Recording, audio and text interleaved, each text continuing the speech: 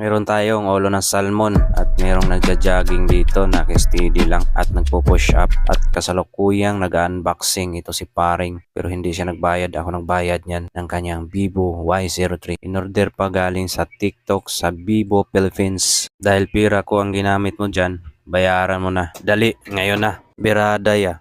Aw, tanawa lang. Magluto tayo ngayon ng gangsini, ulo ng salmon gikan sa galing ng marketplace. Pero hindi sa Facebook ha. Sa market talaga. Please. Di ba lugar naman yung market?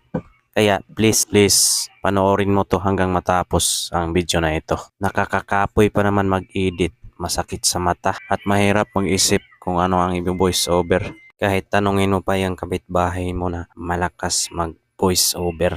At paulit-ulit pa ang pagsasalita. Dahil laging nagkakamali. At ang gamit natin na gulay ay ang Hondang Kawasaking Pichay. Halaka na.